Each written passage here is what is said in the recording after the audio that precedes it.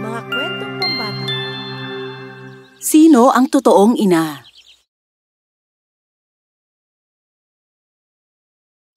Nangyari ito sa bandang India. Matagal na panahon na ang nakalipas. May batang ina na kailangang maglakbay kasama ang kanyang anak sa isang malayong nayon. Kaya naman, kailangan niyang tawirin ang magandang kagubatan. Masaya ang ina dahil ang kanyang anak ay natutuwa sa naririnig nitong mga nagkakantahang ibon. Tumatawa siya habang nakikipaglaro sa mga paru-parong nakapalibot sa kanya. At mukhang gusto niya ang amoy ng bulaklak na ibinigay ng kanyang ina sa kanya. Malayo ang nilakad ng kanyang ina bago sila makarating sa isang lawa. Ang tubig ay mukhang napakalinis at kulay asul. Mukha itong presko at sariwa, kaya nagpasya ang ina na maligo muna rito. Iniwan niya ang kanyang anak na nakahiga sa malambot na damuhan. Nagpatuloy siya para makaligo ng mabilis. Habang naliligo siya, may narinig siyang tunog. Ayos lang ba sa'yo, Binibini, kung makipaglaro ako sa anak mo hanggang sa matapos kang maligo? Nakita ng ina ang isang batang Binibini na masayang nakatingin sa kanyang anak. Ngumiti siya. Sige lang, makipaglaro ka sa kanya. Ang lambing mo! Mabait na bata! Mabait na bata!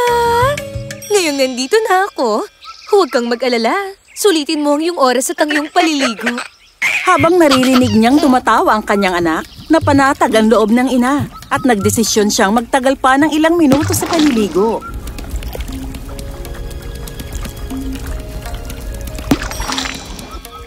Bakit hindi ko na sila naririnig? Ang anak ko! Sandali! Saan mo siya dadalhin? Sandali lang! Napaahon agad ang ina sa tubig. Hinabol niya ang babae at nang maabutan niya ito, sandali lang! Saan mo ba dadalhin ang anak ko? Ang anak mo? Anak ko ang batang ito! Kaya, lumayo ka na sa amin! Ang sama-sama mo! Ibalik mo sa akin ang anak ko! Magnanakaw! Mangunguha ng sanggol! Magnanakaw! Layuan mo ang anak ko! May ilang mga taga-nayon na nakatira sa gubat ang napadaan doon. Narinig nila ang ingay at pumunta roon.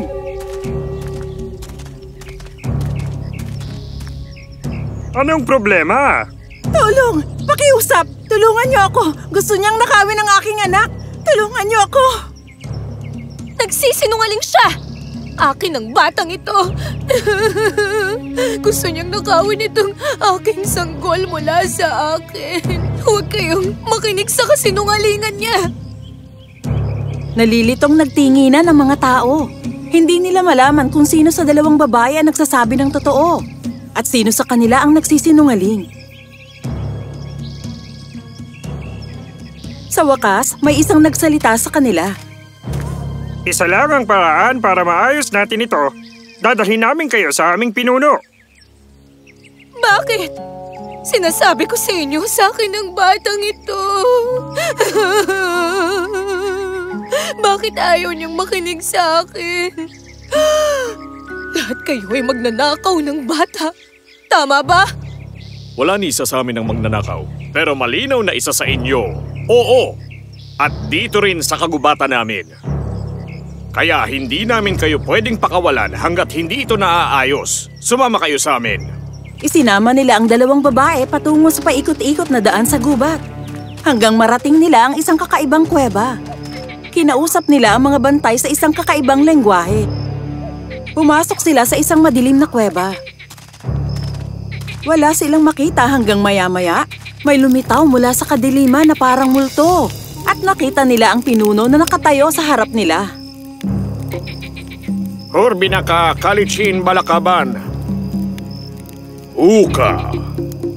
Sino sa inyo ang tunay na ina? Ako. Siyempre ako. Shula.